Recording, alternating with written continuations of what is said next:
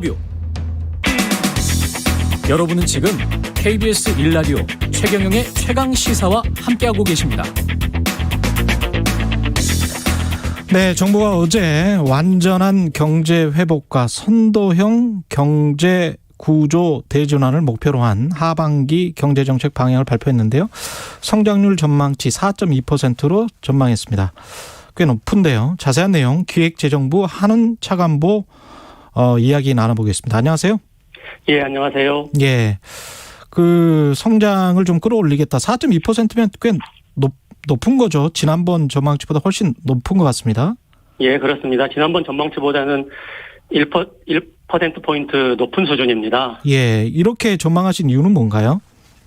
예, 이 4.2%는요, 지난 5월에 한은에서 발표한 수치가 4.0% 발표했습니다. 예. 그리고 KDI도 3.8% 발표했고요. 예. 거기에 비해서는 다소 높은 수치이지만, 글로벌 투자은행 IB라고 하죠. 예. 다수의 IB들은 이미 이제 우리나라 성장률을 4% 이상으로 전망을 하고 있습니다. 8개 기관의 평균을 보면 4.3%로 전부 전망치보다 높은 상황이고요. 정부가 이렇게 4.2% 성장이 가능하다고 보는 이유는 크게 세 가지가 있습니다. 예. 구체적으로 설명을 드리면요. 첫 번째는 상반기 실적입니다. 상반기 실적이 예상보다 빠른 경기 회복으로 좋은 편입니다. 예. 우선 1사분기 성장률이요.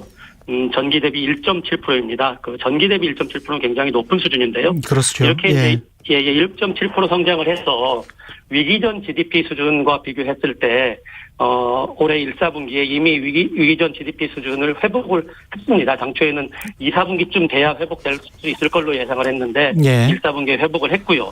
그리고 그 이후에도 계속 좋은 상황이 유지되고 있습니다. 수출 같은 경우에는요, 5월까지의 누적액이 2,484억 불로서 역대 최대 금액을 돌파했습니다. 특히 이제 4월, 5월 같은 경우에는 40% 이상씩 성장을 했고요. 예. 그리고 6월에도 현재 30% 수준의 성장을 보이고 있습니다. 그리고 투자도 글로벌 제조업 경기 호조 등에 힘입어서 빠르게 회복되고 있습니다.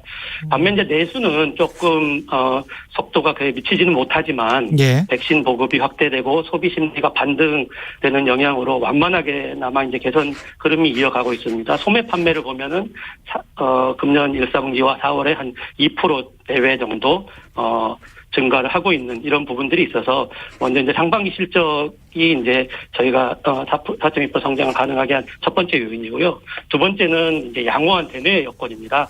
특히 예. 이제 글로벌 경기가 회복 속도를 더하고 있는데요. 다들 아시다시피 IMF에서 4월 달에 이제 세계 경제 성장 전망을 했는데 6%를 전망을 했습니다. 예. 미국 같은 경우에는 6.4, 중국 같은 경우는 8.4%를 했고요.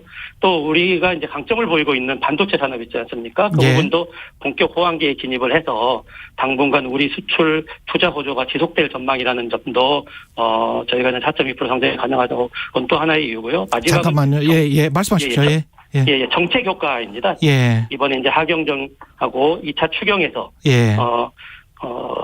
이제 발표한 대책들이 내수 경기 흐름을 취약 부분 위주로 보강해주는 효과가 있을 걸로 기대해서 이러한 세 가지 이유로 4.2% 성장이 달성 가능하다고 보고 성장 전망을 발표하게 된 것입니다. 그럼 4.2% 성장 전망에 어떤 내수 경기 부양, 이 정부의 내수 경기 부양안이 포함돼야 4.2%를 성장하겠다. 이렇게 지금 생각을 하시는 거네요. 예. 그 부분도 포함이 돼 있는 수치입니다.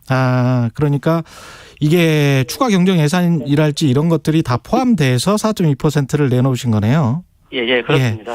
근데 이제 물가 상승률이랄지 원자재가가 지금 뭐 세계 경제 말씀하신 대로 굉장히 좀 좋아지고 있기 때문에 물가 상승률도 우려되고 기준금리는 하반기쯤에 올릴 것 같다라는 그런 사인이 많이 나오고 있지 않습니까? 예. 이런 상황에서 이제 재정을 확장한다는 거는 돈을 조금 더 풀겠다는 거잖아요. 예, 그렇습니다. 그러면 이게 어떤 영향을 미칠까요? 인플레이션 압박을 더 크게 가져갈 수도 있을 것 같고, 어떻게 보면 잘 타고 있는데 그냥 놔둬도 잘 타는데 더 타게 만드는, 그래서 과도하게 성장하게 하는 그런 측면도 있을 것 같습니다. 예, 그 부분을 좀 설명을 드리면요. 예. 사실 저희가 이번에 그 4.2% 성장을 할 경우에도요. 예. 작년에 이제 역성장을 했기 때문에 0.9% 역성장을 하지 않았습니까? 예. 그래서 2년을 합치면 평균 성장률이 1.7%입니다. 4.2%를 성장을 해도. 예, 올해 4.2%를 해두죠. 작년에 마이너스 0.9%니까 예. 그 부분을 2년을 이제 죄송합니다. 평균하면 1.7% 성장이거든요. 예. 그러면은 기존 성장 경로라든지 우리 잠재 성장률이 한 2%대 중반, 후반 정도라고 봤을 때 예. 아직 기존 성장 경로를 하회하고 있다고 할 수 있거든요.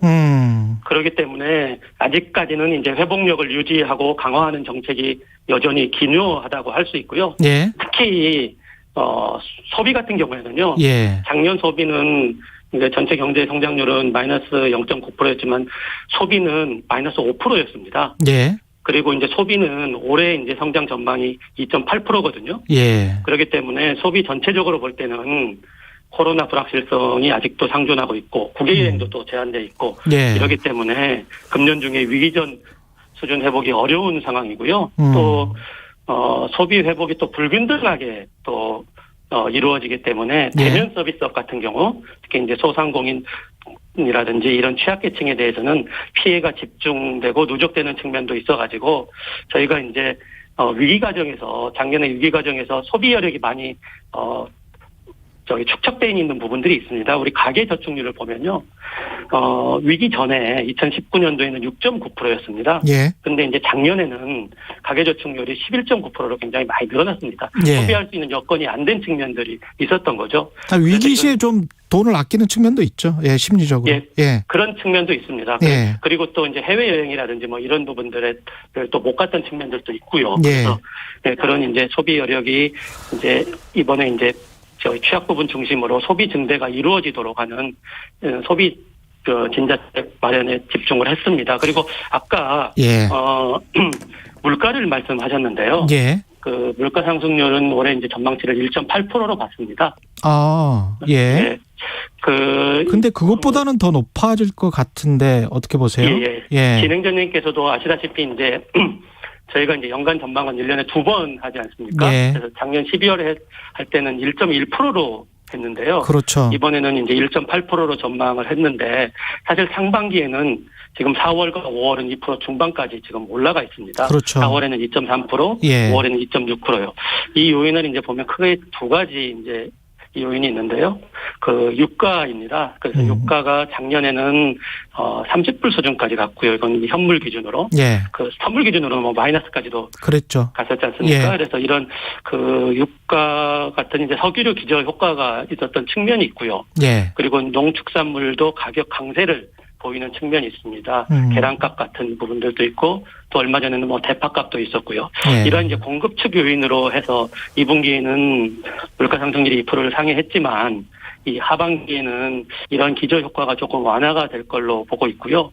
농축산물 같은 경우에서도 계란 공급량이 회복되는 점이라든지 아니면 이제 곡물 과실류 수확기가 도래야 된다는 점 등을 봤을 때 예. 농축산물도 공급이 회복될 걸로 봐서 농축산물과 석유류 가격이 점점 조금은 하향 안정화돼서 2% 내외에서 등락이 될 걸로 보고 있고요. 예. 연간으로 보면은 한 1.8% 수준으로 이제 전망을 하고 있습니다.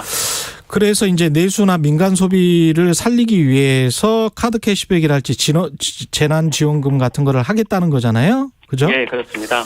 근데 그 관련해서 이제 여러 가지 비판이 나오고 있는 것 중에 하나를 먼저 짚어보면 카드 캐시백 같은 경우는 어떻게 보세요? 이거는 이렇게 카드 캐시백을 받을 수 있는 계층이 상위 뭐 한 10% 정도 소비 여력이 굉장히 많은 사람들. 그래서 전분기보다 더 많이 쓸 수 있는 사람들은 최대 뭐 30만 원까지 가져갈 수 있다 뭐 이런 건데 이렇게 되면 오히려 뭐라고 해야 될까요? 그 상위 계층에게 더 많이 주는 그런 거인 것 같고 그다음에 카드 회사를 간접적으로 도와주는 그런 정책 아닌가요? 이게? 이 부분은 이렇게 보셔야 될 것 같습니다. 예.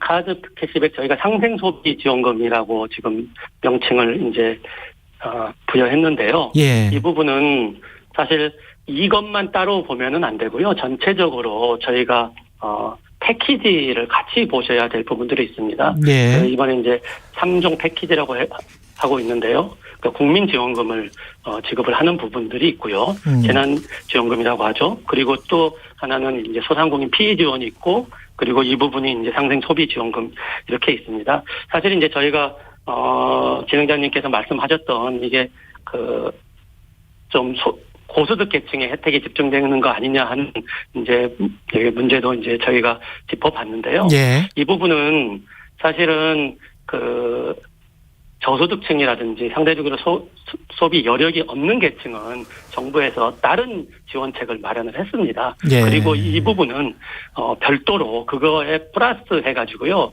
실제로 이제 소비 여력이 있는 계층은 이런 쪽에서 이제 좀 신용 체크카드 소비를 조금 하는데 이게 어디서 하더라도 이제 받을 수 있는 게 아니고요. 백화점, 명품 매장, 대형마트, 온라인 쇼핑몰, 뭐 이런 유흥업소, 차량 구매 이런 부분들도 제외가 되고 있습니다. 그래서 코로나 위기 과정에서 높아진 가계 저축률을 상대적으로 어려움을 겪고 있는 소상공인 자영업자에 대한 소비로 연결하려는 취지라고 볼 수 있고요. 정책 대상은 소비 여력이 있는 계층이지만 그 혜택은 코로나19로 피해를 본 소상공인 자영업자에게 돌아가는 상생 구조로 설계를 했습니다. 그렇기 때문에 이 부분이 조금 효과가 있을 걸로 보고 있고요. 아까 말씀하신 것 같이 좀 상대적으로 소비 여력이 없는 부분들 같은 경우에는 또 다른 정부가 대안으로 지원금을 드릴 계획이라는 걸 말씀드리겠습니다. 예, 시간이 좀 한정돼 있어서 취업자 수 관련해서도 여쭤봐야 될 것 같은데 취업자 수는 어떻게 보세요?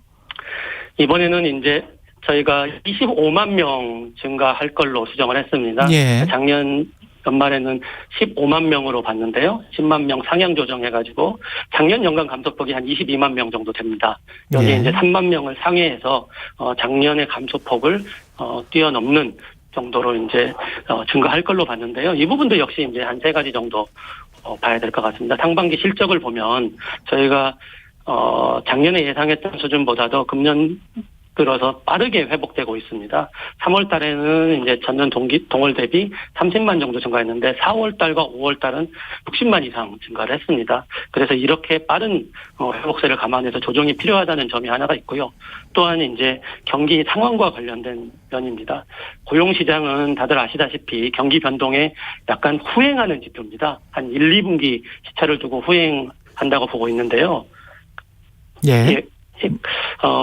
지금 이제 올해 상반기 GDP가 이미 1, 4분기 GDP가 이미 위기 전 수준을 회복한 가운데 수출이 호조를 대고 있고 이러한 경기 지표 개선 효과가 다소 시차를 두고 고용 시장에 반영된다는 점을 감안할 때 예. 앞으로도 하반기에도 고용이 양호한 흐름을 이어갈 걸로 예상된다는 점이 있고요. 예. 또 여기서도 이제 마찬가지 정책 효과입니다. 이번에 하반기 경제정책 방향을 할 때 일자리 창출 지원 정책도 이번에 포함을 했거든요. 그래서 그 부분도 취업자 증가에 기여할 것으로 판단을 하고 있습니다.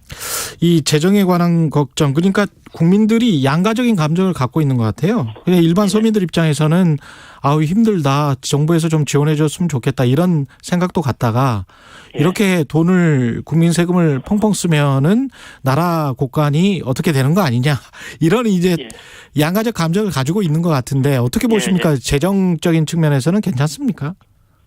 예, 재정적인 측면에서는 이런 위기 상황에서는 예. 재정을 당연히 필요한 데 써서 위기 극복을 도와주는 게 장기적으로 재정 건전성을 회복하는 것이고요. 예. 그래서 이렇게 지금도 저희가 이제 적치에 쓰게 돼서 좀 빠른 속도로 회복하는 측면이 있다고 볼 수 있고요. 그리고 이제 중장기적인 재정 건전성도 당연히 이제 고려를 해야 되는데 예. 지금 우선적으로는 완전한 경기 회복을 해서 경제 회복의 온기가 모든 사람한테 가도록 하는 게 우선적으로 중요하다고 생각을 하고 있습니다. 물론 이제 중장기적으로 재정 건전성을 위한 방향도 중요하고 그리고 재정을 쓸 때도 꼭 필요한 곳에다가 쓰는 방향으로 하려고 노력을 하고 있습니다. 이번에 돈 쓸 때는 이제 추가적으로 세수가 확보돼서 뭐 국채 발행이나 이런 거는 필요가 없는 건가요? 예, 그렇습니다. 이번에 이제 초과 세수가 주 재원이고요. 예. 이 초과 세수를 가지고 하기 때문에 사실은 이번에는 추가 국채 발행 없이 하는 추경이 될 걸로 예상을 하고 있습니다. 정확히 아까 재난지원금의 지급 범위 규모 이거를 말씀하셨던가요? 말씀 안 하셨던 것 같아서. 않았고요. 예. 그러니까 국민지원금이라고 제가 표현을 했고요. 예. 국민지원금. 이 부분은 아마 조만간 재난지원금의 지원 범위라든지 규모에 대해 가지고는 이후에 추경 예산을 통해서 발표할 겁니다. 거의 이제 내용이 다 이제 조율이 된 걸로 알고 있는데요. 아마 조만간 발표하게 될 것 같습니다. 지금 뭐 대략적으로 나와 있는 윤곽이라도 좀 말씀해 주실 수 없을까요?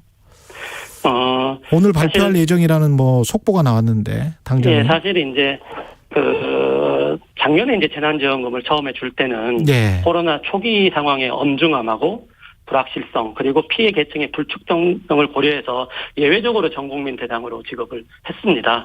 근데 이제 코로나19 피해 상황이 뚜렷해진 이후에는 정부가 지속적으로 이제 맞춤형 지원을 채택하고 있고요. 작년에 이제 소상공인 버팀목 자금이라든지 버팀목 자금 플러스라든지 뭐 이런 식으로 이제 지원을 했고 근본에도 기본적으로는 동일하게 유지할 방침입니다. 그렇군요. 그 기업 기살리기 대책을 내놓겠다 이런 이야기도 나왔었는데 이건 뭐죠? 기업 기살리기와 관련해 가지고는요. 사실 이제 경제 반등의 주역은 기업입니다. 그래서 기업의 기살리기를 위해서는 우선적으로 이제 기업인들과 소통을 강화하고 현장 의견을 정책에 반영하는 것이 중요하기 때문에요. 지난 5월에 업계 건의를 토대로 K반도체 전략을 발표한 바가 있습니다. 그래서 앞으로 이제 해운, 배터리, 조선, 자동차, 벤처 분야 등 주요 산업별로 도약 지원 방안을 순차적으로 마련해서 발표할 계획이고요. 또 한 가지 여기는 이제 특징적인 것이요. 이번 이제 추경의 하반기 경제정책 방향에 이제 특징적인 것이 국가 전략 기술이라는 거를 이제 정의를 했습니다. 지난번에 이제 K 반도체 할 때는 국가 전략 기술을 이제 반도체를 국가 전략 기술로 지정을 해가지고 이 부분에 대해서 세액 공제를 집중하겠다 이런 발표를 했었거든요. 거기에 이제 반도체에다가 배터리와 백신 이 3대 분야를 국가 전략 기술로 선정을 해가지고요. 여기에 이제 세제 금융 인센티브를 집중 보강하려고 하고 있습니다. 이게 국가 전략 기술로 지정이 되게 되면 R&D 경우에는 최대 50%, 시설 투자의 경우에는 최대 20%로 지원을 하는 별도 트랙입니다. 그래서 이 부분에 대해서 투자를 많이 유도할 수 있을 것 같고요. 그리고 이 반도체 배터리 백신 쪽에 설비 투자 특별 자금으로도 2조 원 플러스 알파 규모를 또 지원을 해서 여기에 대해서 자금도 집중 지원하려고 하고 있습니다. 말씀 감사하고요. 기획재정부 한훈 차관보였습니다. 고맙습니다. 예, 감사합니다. 네, 청취자 1284님 어제 마트 갔다가 계란 한 판에 8,000원이 넘더라고요. 청취자 2919님 여름엔 냉면인데 냉면 가격까지 다 올라서 걱정입니다. 청취자 이민경님 현실에서는 일자리 없어서 난립니다. 일자리 문제 큽니다. 이런 말씀하셨습니다. KBS 1라디오 최경영의 최강시사 1부는 여기까지입니다.